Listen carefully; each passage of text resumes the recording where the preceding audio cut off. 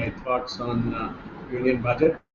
I think the finance minister has tried to do a reasonably good job by trying to give his best shot within the constraints he had, and he kind of tried to please the common investor as well as trying to create a uh, environment for savings, which is kind of very important because the country definitely needs uh, good savings to actually generate uh, revenue for the government to function effectively. So I think few things which I would like to share with you on the union budget and my thoughts on this whole announcements and the finance bill brought in by the finance minister. The first and the foremost thing, a smile for all the common investors he brought in by announcing the direct tax proposals.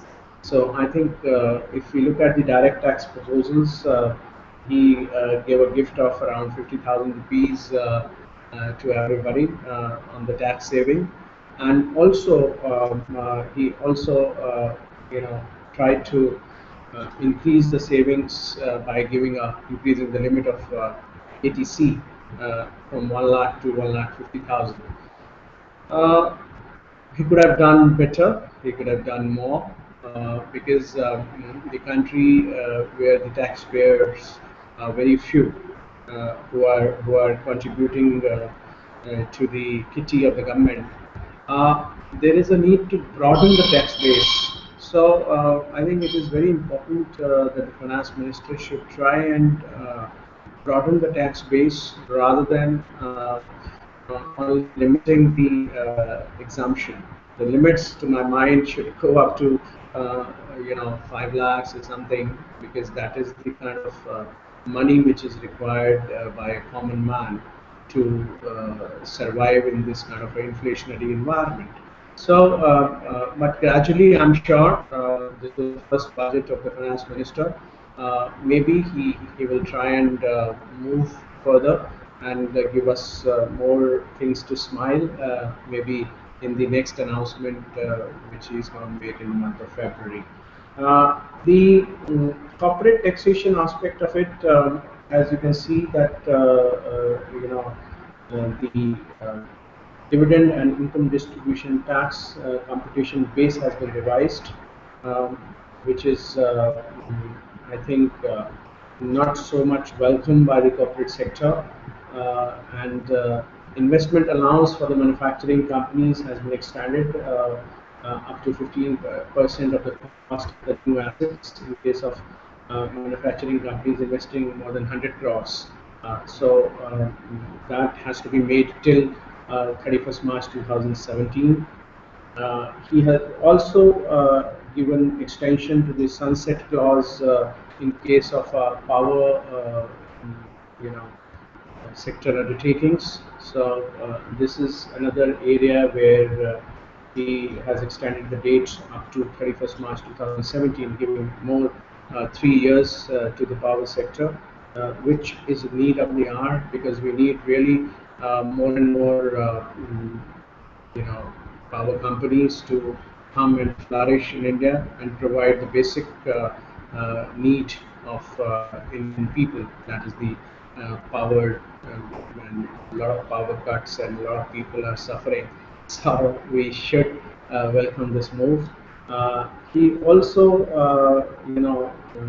gave a concessional rate of withholding tax on interest.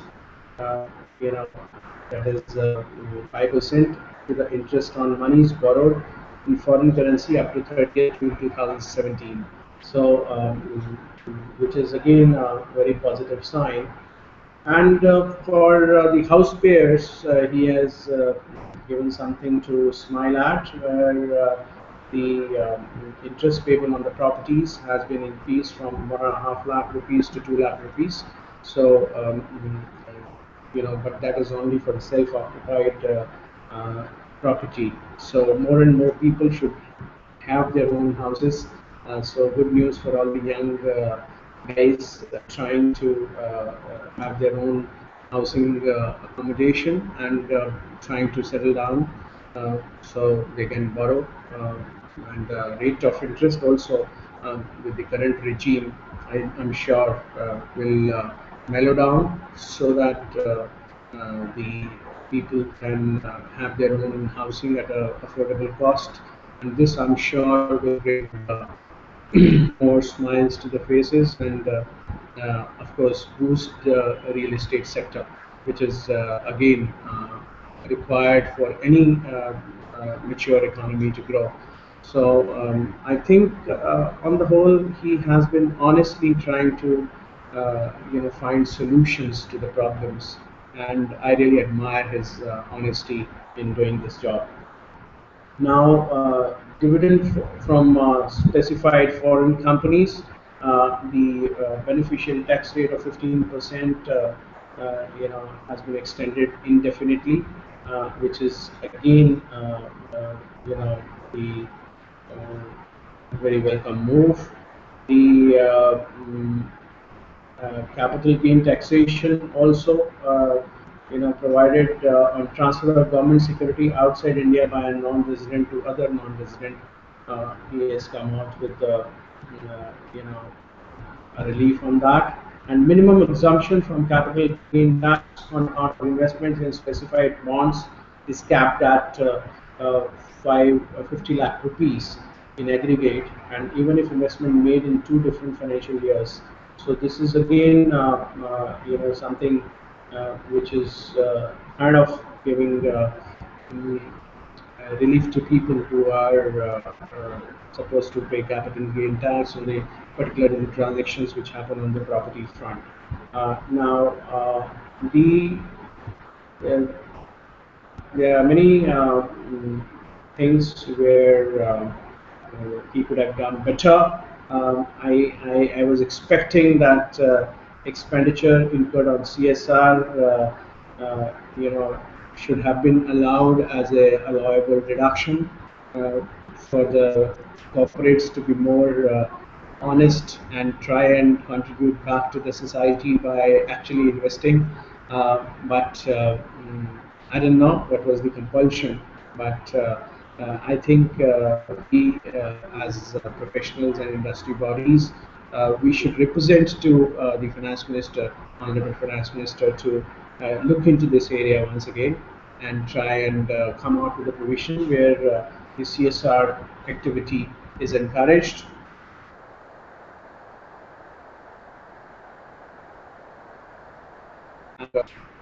Now, the taxable payment under the life insurance policy, 1 lakh and above received under the life insurance policy has been subjected to withholding tax 2%. Now, this is again something which is, moving away from encouraging people to go for life insurance by putting this 2% tax. I think this could have been avoided, but the rationale the finance minister knows better. Of course, the new taxation regime for real estate sector by way of an investment trust and infrastructure investment trust has been set up, and I'm sure this will give a boost to the real estate sector investments. India needs a huge investment in the real estate in terms of having a better infrastructure of housing as well as infra for people.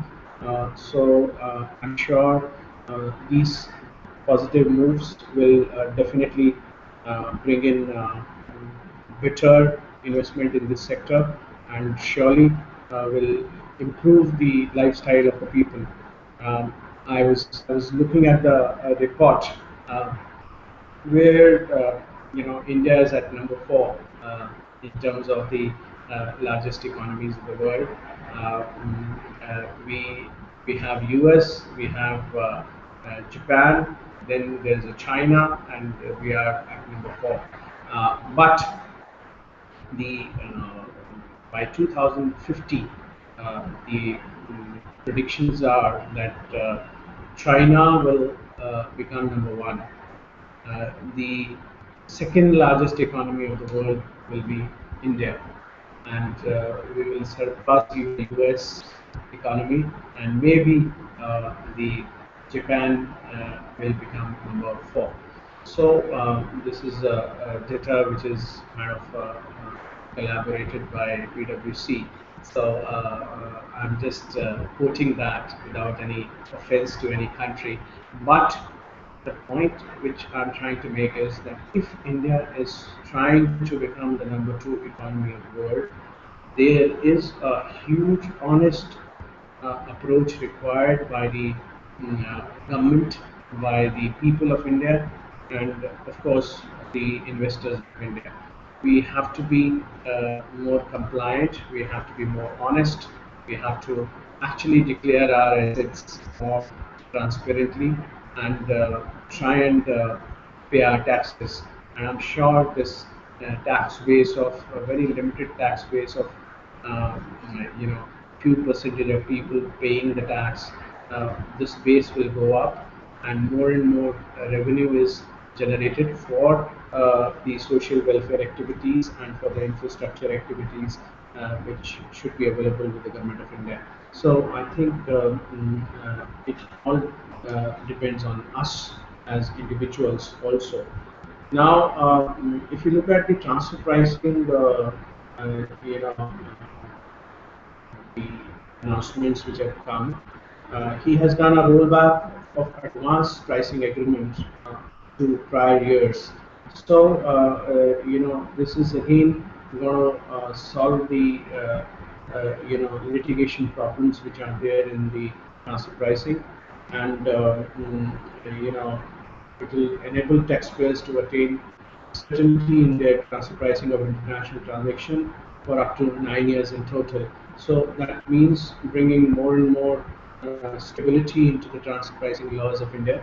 And this provision is proposed to be applicable from 1st October 2014, and details and conditions are available, so you guys can refer that.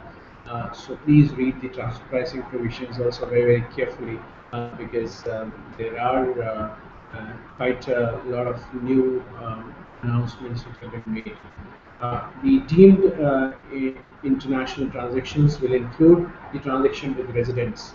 So the current transfer pricing regulation contain a deeming provision which are covering regulations, transactions with unrelated parties within the ambit of TPP law in India, and there were doubts on interpretation of deeming provisions.